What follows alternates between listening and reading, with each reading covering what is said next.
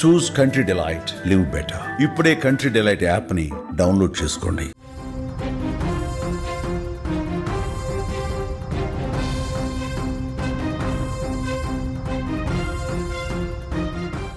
రంగారెడ్డి జిల్లాలో జరిగిన బస్సు ప్రమాద తీవ్ర విషాదాన్ని మిగిల్చినటువంటి సంఘటన తెలిసింది. ఈ యొక్క ప్రమాద ఘటన అనేక కుటుంబాలలో చిమ్మ చీకటిని కమ్మేసింది. ఉద్యోగులు, విద్యార్థులు, పని మీద హైదరాబాద్కు పయనమైన వారు ఇలా అందరూ ఎక్కినటువంటి బస్సు ప్రమాదానికి గురై వారి కుటుంబాలలో అంతులేని ఆవేదనను మిగిల్చింది. మొత్తం 19 మంది ప్రాణాలు కోల్పోయారు. మృతుల్లో ఒక్కొక్కరిది ఒక్కో విషాద కథ. మృతుల్లో ఒకరు అఖిలారెడ్డి. చాలామంది యువకులు ఉన్నారు, చాలామంది అమ్మాయిలు ఉన్నారు, కాలేజీకి వెళ్ళవలసిన అమ్మాయిలు ఉన్నారు. దాంట్లో అఖిలారెడ్డి కూడా ఒకరు. వికారాబాద్ నుంచి యాలాల మండలంలోని లక్ష్మీనారాయణపూర్ వ్యవసాయ కుటుంబంలో పుట్టింది ఈ యొక్క అమ్మాయి. నాగ్పూర్ బీఎస్సీ అగ్రికల్చర్ పూర్తి చేసింది. తర్వాత గచ్చిబౌలిలో ఐఐఆర్ఎం కాలేజీలో ఎంబీఏ చదువుతోంది.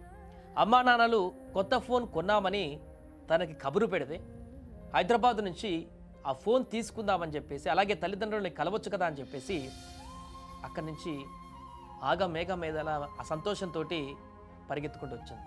ఇక నా కొత్త ఫోన్ అంటూ మురిసిపోయి శనివారం రోజు, ఆదివారం అక్కడ ఇంట్లో ఉండి శనివారం వచ్చినటువంటి ఆమె హైదరాబాద్ నుంచి ఇంటికి వచ్చేసి ఆ కొత్త ఫోన్ను చూసుకుంటూ తల్లిదండ్రులు, తమ్ముడితో ఆదివారం అంతా కూడా సంతోషంగా గడిపింది.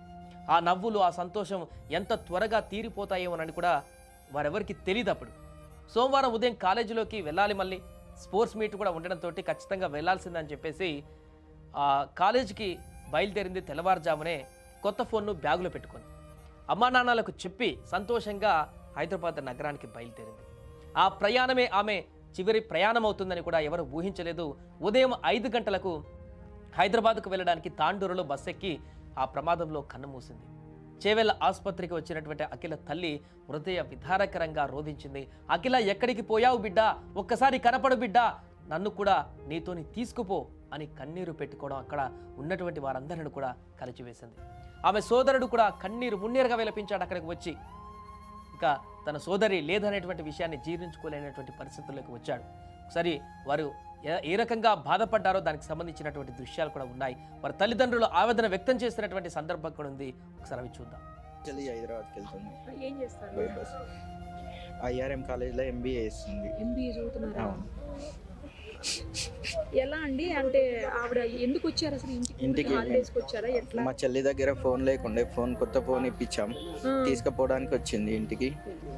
వీకెండ్ కదా, 2 days హాలిడేస్ ఉన్నాయని ఇంటికి వచ్చింది. రిటర్న్ పొద్దున 5 o'clock రిటర్న్ బస్లో అయ్యేసరికి ఇలా ఇన్సిడెంట్ అయింది.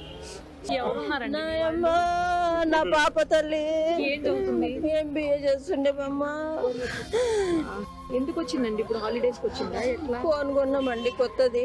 2 days హాలిడేస్ ఉంటాయి మమ్మీ, వచ్చి తీసుకెళ్తా అని వచ్చింది.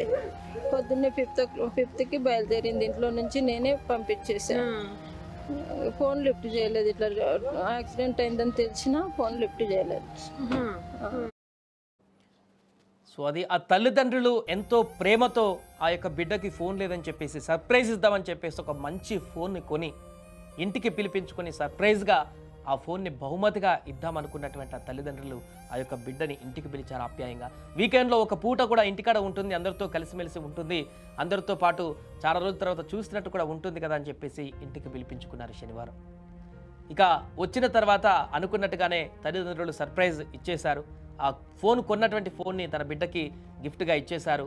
ఇక ఆ తర్వాత మరలా కాలేజీకి వెళ్ళి మళ్ళీ నెక్స్ట్ వీకెండ్ వస్తుందిలే కలిసి ఇక మధ్యలో ఫోన్ సంభాషణలు చేసుకోవచ్చు ఇక నుంచి రోజు తల్లిదండ్రులతో అని చెప్పేసి కూడా అనుకున్నారు. కానీ తిరిగి రాని లోకాలకు వెళ్ళినటువంటి బిడ్డ జ్ఞాపకాలే మిగిలాయి ఇప్పుడు ఆ తల్లికి. ఇలా అందరి కుటుంబాలు తీవ్ర శోకంలో మునిగిపోయా. ఒక్కొక్కరిది ఒక్కొక్క కథ. ఆ కారణాలు ఎంత బాధాకరంగా ఉన్నాయంటే అనుబంధాలు, ఆప్యాయతల మధ్య నెలకొన్నటువంటి సంబంధాలు ఈ యొక్క ప్రమాదంలోని ఒక్కొక్క కథలో బయటకు వస్తున్న సందర్భం ఉంది. ఒక తల్లి, ఒక పూట ఉండు బిడ్డ, ఈ పూట ఉంటే కొంత సండేనే కదా, ఒక పూట ఉంటే చూసినట్టు ఉంటుంది మీ అని చెప్పేసి ఆదివారం వెళ్ళేటోళ్ళని సోమవారం వెళ్ళిచ్చినటువంటి కథ ఒకటి ప్రేమ. ఇక్కడ ఫోన్ సర్ప్రైజ్ కోసమని ఇంటికి పిలిపించుకొని మంచిగా ఉన్నత చదువులు చదువుతున్నటువంటి బిడ్డ ఫోన్ కోసం ఇంటికి పిలిపిస్తే ఆ ఫోనే ఈరోజు మృత్యుపాశంగా మారినటువంటి సందర్భం ఈ యొక్క ప్రమాదం ద్వారా. ఇంకొక కథలో వీకెండ్ రాగానే ఇంటికి వచ్చినటువంటి ఒక అమ్మాయిని మరలా వీకెండ్ అయిపోయిన తర్వాత హైదరాబాద్ చదువుకోవడానికి పంపించి అన్ని ఇవే ఘటనలు. చాలామంది విద్యార్థినీలు చదువుకుంటున్నటువంటి విద్యార్థినీలే హైదరాబాద్కు వెళ్ళి మంచి ఒక పొజిషన్కి వెళ్ళవలసినటువంటి విద్యార్థినీలే ఈరోజు ఈ యొక్క ప్రమాదంలో అసువులు బాసారు. ఆ యొక్క కుటుంబంలో తీరని శోకాన్ని నింపారు.